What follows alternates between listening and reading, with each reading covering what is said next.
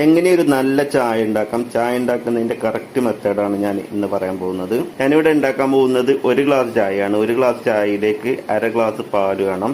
ആദ്യം ഇങ്ങനെ പാല് ഒന്ന് വെച്ചിട്ട് നന്നായിട്ട് തിളപ്പിച്ചെടുക്കുക. വെള്ളം ആദ്യം ചേർക്കരുത്, ആദ്യം പാല് മാത്രം ഒന്ന് നല്ല രീതിയിൽ തിളപ്പിച്ചെടുക്കണം. ആ സമയം തന്നെ മറ്റൊരു അടുപ്പിൽ 1/2 ഗ്ലാസ് വെള്ളം തിളപ്പിച്ചിട്ട് അതിലേക്ക് 1 സ്പൂൺ ചായപ്പൊടി ഇടണം. ചായപ്പൊടി വേണമെങ്കിൽ കടുപ്പത്തിനനുസരിച്ച് കൂട്ടുകയോ കുറക്കുകയോ ചെയ്യാം. ഒരു മീഡിയം കടുപ്പൊക്കെ ആണെങ്കിൽ നമുക്ക് 1 സ്പൂൺ ചായപ്പൊടി മതി. 1/2 ഗ്ലാസ് വെള്ളത്തിലേക്ക് 1 സ്പൂൺ ചായപ്പൊടി വെച്ചിട്ട് കുറച്ച് സമയം ഇതൊന്ന് തിളപ്പിച്ചെടുക്കണം നന്നായിട്ട്. ശേഷം നന്നായിട്ട് തിളച്ച് കുറച്ചൊക്കെ കുറുകി നിൽക്കുന്ന ഈ പാലിലേക്ക് നമ്മൾ ഈ തേയില ഇട്ട് തിളപ്പിച്ച വെള്ളം ഒന്ന് ഒഴിച്ചു കൊടുക്കുക. എന്നിട്ട് നന്നായിട്ടൊന്ന് മിക്സ് ചെയ്യണം.